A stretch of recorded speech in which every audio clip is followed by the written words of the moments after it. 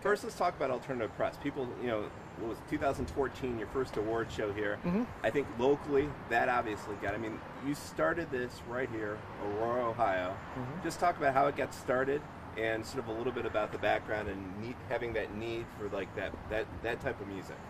Alternative press started when I lived in my mom's house in Aurora back in '85, and I got introduced to some punks here in Cleveland at the time. I was a new wave goth kid, so I was one of those. And so we started a fanzine, and because we kind of connected all the different subgenres of underground music kids in the city, and I worked at Record Revolution in Coventry at the time, and and I put it out, and it just started growing from there. Kids just started, hey, write about Detroit, hey, write about my scene in Pittsburgh, and then it just blew up from there over about a 5-year period. Talk about alternative press, the style of music you cover. I mean, your focus still, would you say it's teenagers and 20s? Our focus in music is alternative music. Yeah. We cover everything. We've covered everything from industrial music to grunge to hip hop to skateboard music to emo to you name it, nu metal. And so that's kind of what we constantly do is we constantly reinvent ourselves, constantly try and find the next wave of things to talk about. But it's always before it breaks big. Yeah. So we're never really covering the huge stuff. We're always covering the stuff down here. How do you connect to that audience? Like, we talk about before it breaks big. Everyone today, they're going online, they're using iTunes, different things like that. How do you connect to that audience that might be a little bit more tech savvy and trying to find some of the music that's out there? How has that changed, and how do you connect to your audience? We used to connect our way the only way. Let me change that. I'm going to try again. The way that we used to connect with our audience back in the '90s and everything, everybody would write you a nasty letter. And then you did okay, I'm going to type it and put it on a magazine. Now today, everything's a nasty tweet or it's a complimentary post on Instagram. And so we're able to get really fast feedback, but we're also able to see where new bands are popping up very quickly around the world and which one kids are into faster. And so it allows us to kind of do our job better and be a lot more responsive to like current upcoming trends and so forth. And if they haven't hit it big so far, how do you get that music out there? What do you do to project it to that audience? In this day and age, the biggest way to get new music out to new audiences is through our social media team. We have our print magazine still after 32 years, and our website is still one of the strongest out there in our community. But it's really social media, and so we've spent a lot of time growing our social media strength because we can actually influence a band's career just by posting about them on our Instagram account or pushing them out through Facebook and so forth. And I actually kind of like that a lot because we're even more influential than I think than we even were before. Now, you launched the awards series back in 2014? 2014. I think at that time it was Behind the Rock Hall. There's a lot of people that were sitting there going, I don't even know what this award show is. Yeah. And it seemed like it blew up. It was a huge event, real successful. Talk about when did you think that you needed to have sort of these award events? Wait for the jet. All right? Okay. Back in 2013, I decided that we needed an award show for kind of this whole underground rock community, of no matter what subgenre it was. And so, but we weren't ready yet. And so then we waited to 2014, and we went to the Rock Hall and we said, hey, we want to do this award show here in Cleveland, put Cleveland on the map for once, right? And they said, awesome. So we booked it in front of the Rock Hall in that triangle thing, and it sold out in 15 minutes. He went, oh, it's kind of like Jaws, like we're going to need a bigger park. So we went back to Voinovich, and we did it back there, and the show blew up. And a lot of people didn't know what it was when they went to it, and I think that we didn't even know what it was turning into when we did it. And so it was such a huge success for the city, but also for just underground music in general. And then we moved into the Q in 2015, and that was even a bigger success. And then 2016, we got kicked out because of the RNC out of the whole city, so we went down to Schottenstein in Columbus, and now we've returned back here thanks to Destination Cleveland and the Rock Hall again, and it's right back here in Cleveland. It's going to be at the State Theater this time. And it's going to be more of like a Tony Awards, kind of Oscars feeling, and it's going to make it a lot more intimate, and I'm really looking forward to it. The obvious question, you're over at the Q, now we announced that you're moving, you're moving over to the State Theater. People say, oh, is there problems? What's the deal? You go from a 20,000 seat venue, obviously you're probably not using all 20,000 seats, right, down to a 3,000 seat venue. Right. Why the change? Our biggest priority with the show is putting Cleveland on the map, and so we're streaming this through Amazon and Twitch. So that stream that we're putting out worldwide for free, because you can watch the show for free on any sort of device, that's big.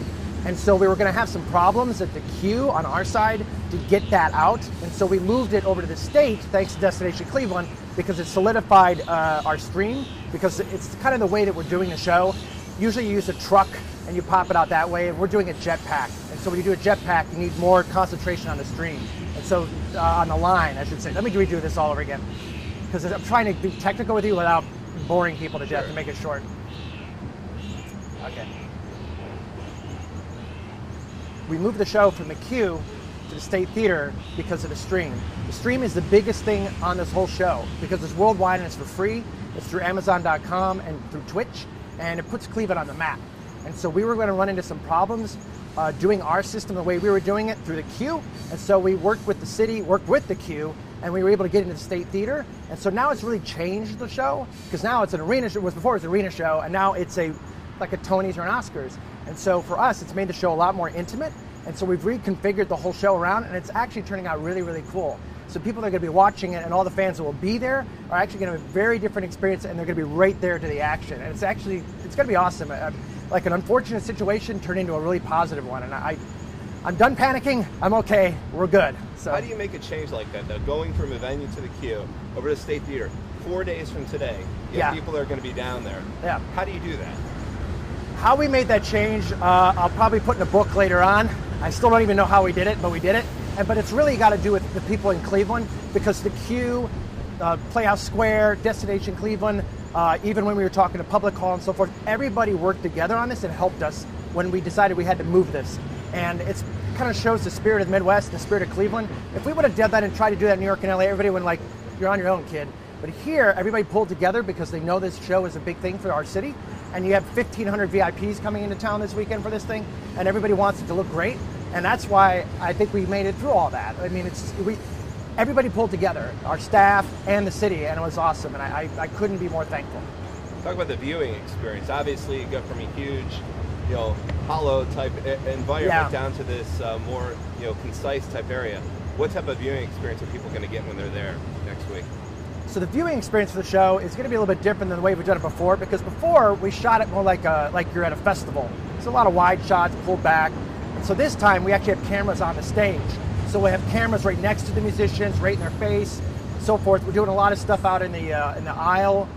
We're doing stuff in the back of the house. So it's going to be a lot more of an experience for fans, like they are there. Now for the fans in the audience, they're going to be so close to it now and actually be a part of it. So it's a lot more of a participatory event than it was before. When we were at the Q or the Schottenstein, it kind of felt far away, and now you're in it. What's the future for this award show? This award show is becoming bigger and bigger for us, and it's becoming really important for two things. And one of them I didn't plan on, which is actually cool. The first thing is it does kind of highlight up-and-coming bands and showcases them out to the world, helps bring a new generation of artists up. But the second thing it's turned into, which is why Cleveland really benefits from this, is that it's turned into a networking experience for 1,500, 2,000 different VIPs, musicians, booking agents, band managers, label people, so forth, and they all come together and they do deals. And I had a band I talked to a couple weeks ago that went to our show last year, and they said that they sat in the bar and talked to their other fellow band members, and they found out how miserable they were as a band because all of their friends' bands had better managers and better labels. And so when they left our show, they fired everybody and they got all new people, and now they're booming. So our show is really a networking experience now, which is great. And I didn't really plan it on that. I figured it'd be more of a party and an award show, but now it's like a conference and an award show. And I think that's a lot more productive, but it's great for our city. On a personal level, starting it all here, keeping it here, bringing the award show here, what does this mean to you? This means a lot to me. Let me change that. This show means a lot to me because of the fact that, during the 2000s and the late 90s, all of us that lived here, grew up here, had a lot of friends move away. Everybody seemed like they were bailing on Ohio. They all wanted to go away. I'm moving to wherever it was, right? And so we kind of all felt like after a while, it's just like, wow, am I the idiot because I'm staying here? But we stayed here and we invested in here. And we see this with a lot of entrepreneurs here and stuff. And so for us to do the award show here and have it actually work and take off and make it so that people from the coasts are getting on planes and coming here and investing in here, spending their money here, going to our restaurants, going to our bars and so forth, and they love it here, that's awesome. And that gives me a lot of civic pride, and it feels like it's like our little way of our company to kind of contribute to the city's revitalization. And more people know about AP being here. For years, we were the company here that's like, oh, you guys are here? I had no idea you were here. I thought it was just the Cleveland Clinic and the Cavs. Like, no. There's a bunch of different companies here. So for me, it's very, very personal. I'm very happy that it's turned out so well. And I think what's happened with this change in venue and showing how people came together, that really even gave me more pride in it because, like I said, that probably only would have happened in the Midwest. That wouldn't have happened in New York, and that's why it's so great to live here. Did you ever dream it would become this big? As with most things I do, I have an objective, and I kind of have that, but I never want to just assume that it's going to get to here. You want to plan for it, but you just don't assume that it's going to get there. And I've been actually very happily surprised at some of the ways that this show has become successful that we didn't intend it to, but that's the fun part actually. And so for me, yeah, I'm really happy the way it's gone, and I'm really looking forward to seeing where it goes from here. And then this year's show specifically, is there an act, a performance, is there something that you just can't wait to see? On this year's show, pretty much, I don't know. Want to wait? You're okay? On this year's show, there's a lot of different surprises that we have planned.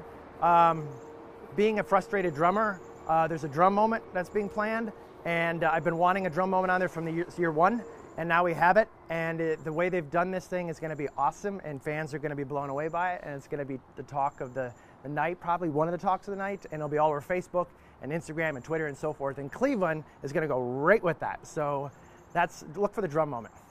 All right, and just someone sitting at home and says, "Hey, I really want to go." It is sold out now, correct? Mm-hmm. The show is now sold out, which is why now you can watch it from your phone or your iPad or your PlayStation or your television or anything else like that that connects in with Amazon or Twitch. And it'll go. The red carpet starts here in Cleveland at 3:30 to 5:30 in front of the State Theater, and then it'll go. The show is at 7 o'clock to 11 o'clock Eastern. Is there anything else you want to get out there, let people know about the show, or just in general? I think the big message from Alternative Press to the city of Cleveland is thank you.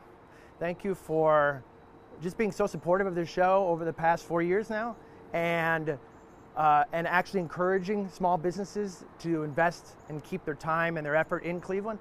I think we all kind of have those stories from the past where businesses would go to the city and the city would be doing this and wouldn't hear. But now it's completely different, and the city's welcoming of new businesses. And as a small business owner in this city, I always like having an employee move here from another state and then they fall in love with the city. And so I just want to say thank you to the city of Cleveland for all the support on this show.